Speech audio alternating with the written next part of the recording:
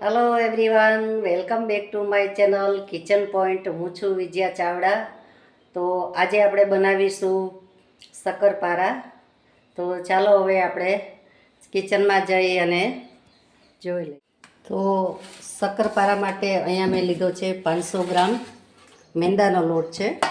તમે ઘઉંનો લોટ પણ લઈ શકો છો. અને આ ઘી લીધું છે. ઘી મેં 200 ગ્રામ છે. તો જોઈશે એટલું આપણે મોણ લઈશું. સૌપ્રથમ આપણે ઘીને ઓગાળી લઈશું અને એને થવા દેવાનું છે એકદમ ગરમ. તો આપણે આ કડાઈમાં ઘી ઉમેરી દઈશું તો આપણું ઘી ગરમ થઈ જાય. તો આ રીતે આપણું ઘી લઈ લઈશું અને એકદમ એને ગરમ કરવાનું છે. અને આપણે ગેસ ફૂલ કરી દઈશું એટલે ઘી આપણું ફટાફટ ગરમ થઈ જાય. પછી આપણે ચાળી લઈશું લોટ. ઘી ગરમ થઈ જાય ત્યાં સુધીમાં આપણે લોટ ચાળી લઈશું. તો 500 ગ્રામ મેં લોટ લીધો છે અને 300 ગ્રામ મેં બુરું ખાંડ લીધી છે. તો આપ જોઈ શકો છો 300 ગ્રામ મેં બુરું લીધું છે.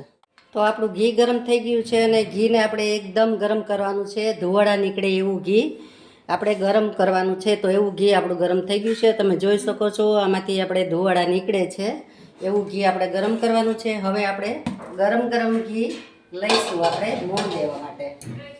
તો હવે આપણે ગરમ ઘી લઈશું મોણ માટે.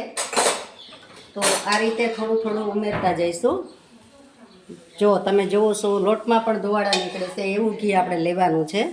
તો તમારા શક્કરપારા સરસ વ્યવસ્થિત બનશે. અને મેં દેશી ઘી લીધું છે. તમે તેલ પણ લઈ શકો છો અને ઘી પણ લઈ શકો છો. અને આ રીતે આપણે હલાવી લઈશું આને. અને થોડુંક ઠરે પછી આપણે હાથેથી લોટને એક સરખું મોણ દેવાઈ જાય એ રીતે આપણે મોણ આપી દઈશું. અત્યારે તો ગરમ છે, હજી થોડુંક લઈશું. તો આ રીતે તમે મોણ લેજો અને એકદમ ગરમ થઈ જવા દેજો એટલે તમારા શક્કરપારા પણ મસ્ત બનશે. તો જુઓ તમે.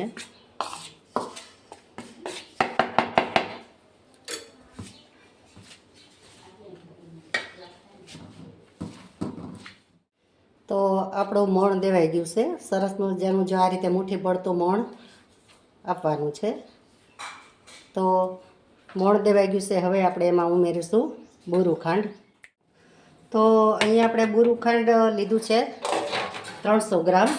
એટલે બહુ મોરાય નહીં અને બહુ મીઠાઈ નહીં એવા આપણા શક્કરપારા બનશે. તમારે જો વધારે સ્વીટમાં ખાતા હોય તો વધારે લઈ શકો છો, પણ આ માપ બરાબર છે. તો હવે આપણે આ 300 ગ્રામ બુરું લઈ લીધું છે અને આપણે આ બેકિંગ પાવડર છે. બેકિંગ પાવડર આમાં 1/4 ટીસ લેવાનું છે. તો આ રીતે આપણે બેકિંગ પાવડર પણ લઈને ચારી લઈશું. બેકિંગ પાવડર નાખશો તો સરસ તમારા શક્કરપારા થશે. તો આ રીતે આપણે બેકિંગ પાવડર લઈ લીધો છે ને હવે આપણે મિક્સ કરી દઈશું.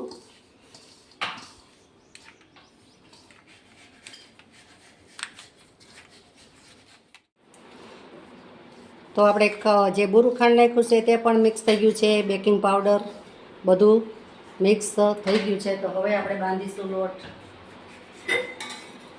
લોટ બાંધ્યા પહેલાં આપણે સેજ નમક લઈશું. આ મીઠું નાખીશું તો સરસ મજાની આપણી રેસીપી બનશે.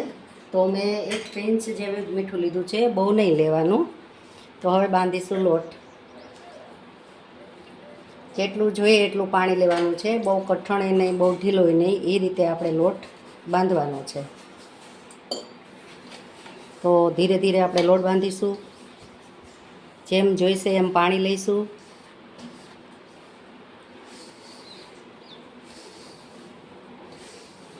તો તમારે માપ સરખું જો મેં લીધું છે એ રીતે લેશો તો તમારા શક્કરપારા પણ મસ્ત બનશે અને રેડી થઈ જશે. અને આને આપણે બહુ રેસ્ટ દેવાનો નથી. 5 મિનિટ રાખીશું પછી તરત જ આપણે શક્કરપારા બનાવીશું. તો આપણો લોટ બંધાઈ ગયો છે, જોઈ શકો છો તમે. આ રીતે લોટ બાંધી અને 5 મિનિટ આપણે રેસ્ટ આપીશું. મૂકી દીધું છે, તો એ થઈ જાય પછી આપણે વણીશું શક્કરપારા. તો 5 મિનિટ પછી આપણે વણીશું શક્કરપારા. તો હવે આપણે વણીશું શક્કરપારા.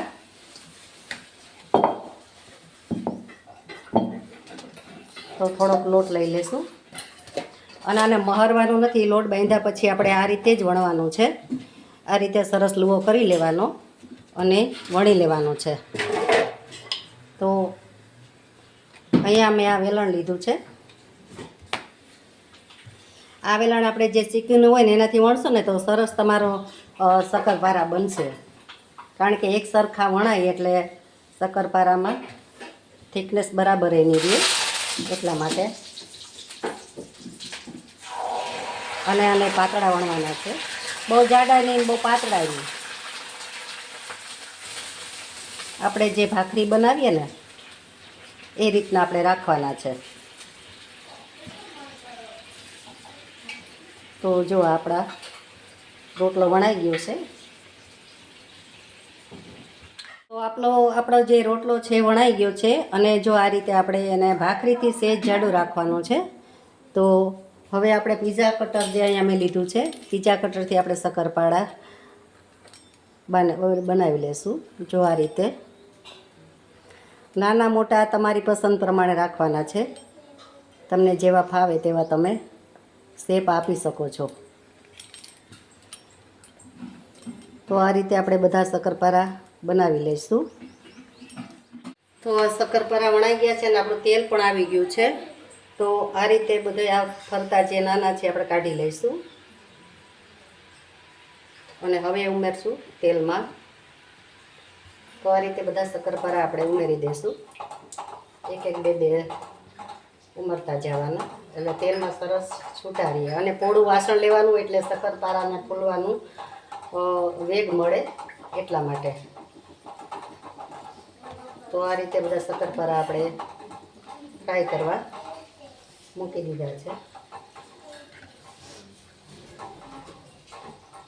તો હવે આને સહેજ ગેસ આપણે ફ્લેમ લોટું મીડિયમ હતી તો આપણે સહેજ વધારી છે.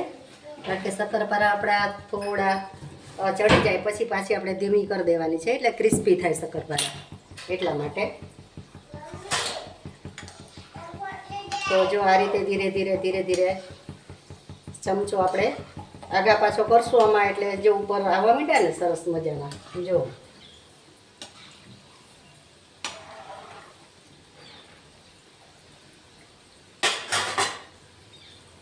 તો હવે આ રીતે બધા આપણે તો આપણા શક્કરપારા તળાઈ ગયા છે ને બધા પણ બબલ્સ આમાં બેસી ગયા છે. તો જોઈ શકો છો અને ઉપર બધા તળવા માંડ્યા છે આપણા શક્કરપારા. એટલે આપણા શક્કરપારા સરસ રીતે ચડી ગયા છે. તો આપણે એને લઈ લેશું. આ રીતે બધા લઈ લેશું. તો જો તમને ક્રીજ પણ સરસ મજાની પડી છે અને પોચા પણ ક્રિસ્પી એવા થયા છે શક્કરપારા. તો આ રીતે બધાય કાઢી લેશું આપણે. જો આ રીતે લઈ લેશું. હવે જે આ પેડા એવા બધી રીતે આપણે તળી લેશું બધા શક્કરપારા. બીજા પણ મેં વણી લીધા છે. તરાઈ ગયા છે સરસ મજાના. તમે જોઈ શકો છો એવા સરસ મજાની આપણે પડ પડી ગયા છે એમાં. જુઓ તમે, નજીકથી બતાવશું. તો હવે આપણે સર્વ કરશું. આપણા શક્કરપારા બની ગયા છે અને મેં એક બાઉલમાં લઈ લીધા છે. તમે જુઓ છો શક્કરપારા આપણા સરસ મજાના બન્યા છે અને હારા બન્યા છે, બહુ હારા બન્યા છે. તમે નજીકથી પણ જોઈ શકો છો. જુઓ તમે આ શક્કરપારા આપણે એમાં પડ અલગ પડી ગયા છે. તમને ભાંગીને પણ હું બતાવી દઉં છું. જુઓ તમે બન્યા છે ને સરસ. જો આ મેથડથી તમે બનાવશો અને નાની નાની ટિપ્સનું તમે ધ્યાન રાખશો એટલે તમારા શક્કરપારા પણ એવા જ બનશે. એમાં કેવું તમે જો મોણ આપીને પછી ગરમ તમે ઘી રેડો કે ગમે તે તેલ નાખો, પણ એમાં કેવું છે કે તમે એને ઠરવા દેવાનું, પછી તમારે બેકિંગ પાવડર નાખવાનો, તો જ તમારા શક્કરપારા સરસ થશે, નહીં તો ચવડ બની જાય. એ તમને હું ગેરંટી આપું છું 100%ની. કારણ કે જે આ મેથડથી બનાવ્યા એ મેથડથી જ બનાવજો અને લોટને હંમેશા મોણ દઈ અને ઠરવા દેવાનો છે. પછી જ તમારે એમાં બેકિંગ પાવડર નાખવાનો છે, નહીંતર તમારા સારા નહીં થાય. તો તમે પણ બનાવજો અને મળીશું આપણે નવી રેસીપી નવા વિડીયા સાથે. ત્યાં સુધી આવજો. Bye bye for watching. મારા વિડીયાને લાઈક કરો, શેર કરો અને સબસ્ક્રાઈબ કરજો અને બેલ આઇકન પ્રેસ